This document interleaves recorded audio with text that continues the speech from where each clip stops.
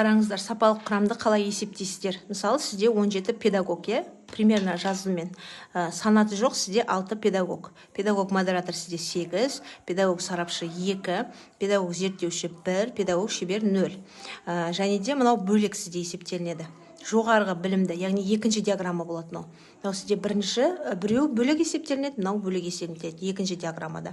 Жоғары білімді сізде 14 педагог болса, арнаулы орта білімді сізде 3 педагог бар дейік. Мәселен, мысалы, сіз қалай есептейсіз? Кез келген уақытта сіздер мониторинг бірдеңе түсірге осы пайыз шығарған кезде сіз былай жасайсыз. Негізгі сізде 17. Енді бірінші санаты жоқты қараңыз. 6-ны 100-ге көбейтесіз, 17-ге бөлесіз. Енді калькуляторға саламыз міне. 6-ны 100-ге көбейтесіз. 600 бөлу 17. Міне, 35. Көрдіңіз ба? Ой, күшкам қайда кетті. 35. Мына жерге жазылады. 35%. Келесі 8.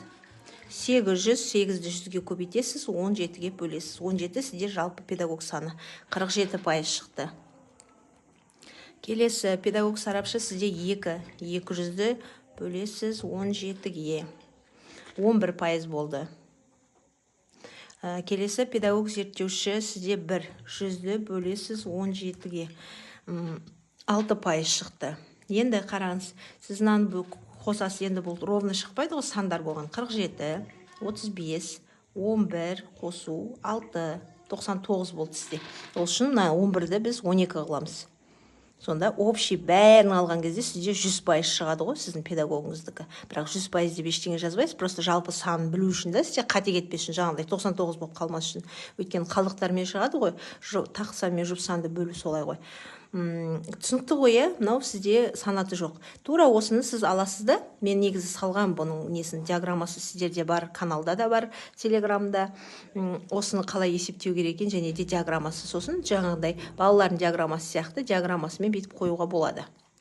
Келесі мынау, енді сізде жоғарғы білімді, орта білімі бар бойынша тағы бір диаграмма жасағыңыз келеді, немесе жай ғана пайызын шығарғыңыз келеді. Ол кезде сізде жоғарғы білімді педагог сізде 14. Так, 14 көбейтесіз 100-ге, 14 1400 бөлу 17, 82 болады. 82% болады сізде жоғары білімді, және де 300. 300 бөлу 17. 17 болса сізде 99% шығады, сол үшін 18 деп жазасыз. Сонда екеуін қосқанда 100 болады. Міне, осылай есептелінеді. Түсінікті ғой, егер сұрақтарыңыз болса айтасыздар. Мен мына жерге жазып, негізі осылай жасалынады. Көрсетіп қойдым әдейі, естеріңізге сақтап қалу үшін.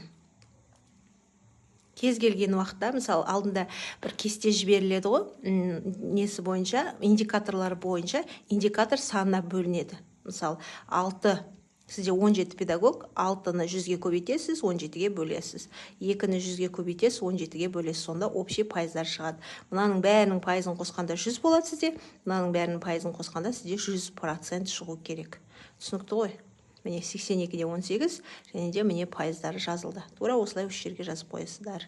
Мен есептеуді көрсету үшін сіздерге бөліп жазып қойдым, зумды қарап отырып.